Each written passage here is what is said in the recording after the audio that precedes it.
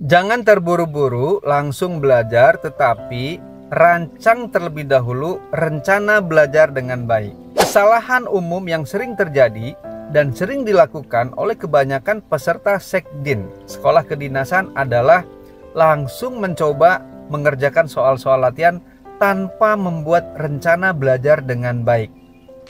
Pemahaman materi dan hasil tes yang tidak maksimal itu merupakan dampak dari hasil proses belajar tanpa perencanaan dengan baik.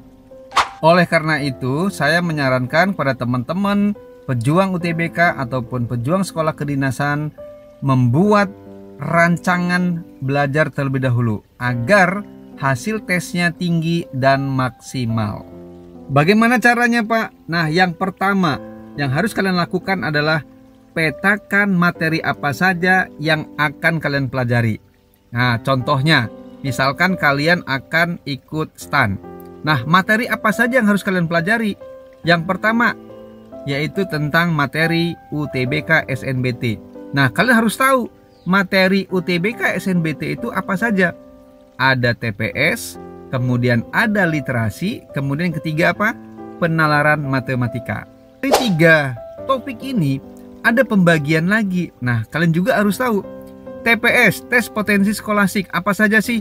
Ada KPU, ada PPU, ada KMBM, kemudian ada PK, pengetahuan kuantitatif. Nah, yang kedua, literasi. Literasi ada 2, literasi bahasa Indonesia, ada literasi bahasa Inggris. Kemudian yang ketiga adalah penalaran matematika.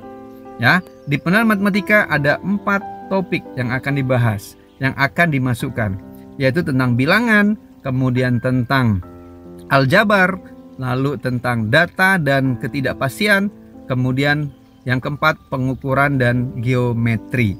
Nah, itu kalian pahami ya, dan mungkin kalian masih bingung apa sih bedanya antara penalaran kuantitatif, ada pengetahuan kuantitatif dan penalaran matematika. Nah, kalau penalaran kuantitatif ya, itu bagian atau subtopik dari KPU, kemampuan pemahaman penalaran umum. Ya, itu bagian dari KPU. Nah, kalau soal untuk penalaran kuantitatif itu soal-soal sederhana, soal cerita sederhana yang dikerjakan dengan konsep matematika sederhana, yaitu matematika SD ataupun SMP. Kemudian kalau pengetahuan kuantitatif, nah ini murni soal matematika dan umumnya diambil soal-soal matematika tingkat SMA, makanya lebih sulit PK. Nah, kemudian yang ketiga itu ada penalaran matematika. Apa sih bedanya? Nah, kalau penalaran matematika, matematika sederhana dan matematika sulit SD, SMP, SMA, tetapi diawali dengan soal cerita, dengan teks, ada literasinya dulu. Nah, jadi kalian harus belajar memahami teksnya dulu baru mengerjakan soal matematikanya. Nah, itu bedanya ya antara penalaran kuantitatif, pengetahuan kuantitatif, kemudian penalaran matematika. Yang kedua, SKD, seleksi kompetensi dasar. Kalian harus tahu apa saja itu. Ada TWK, tes wawasan kebangsaan. Yang kedua, ada namanya TIU, tes intelijensi umum. Kemudian yang ketiga ada TKP, tes karakteristik pribadi. Ada lagi, ada seleksi SKL, seleksi kompetensi lanjutan. Apa saja? Ada tes kesehatan, ada tes kebugaran, dan satu lagi yang terakhir adalah wawancara. Nah, setelah kalian membuat peta materi-materi apa saja yang akan kalian pelajari, lalu langkah berikutnya adalah membuat rencana jadwal atau schedule.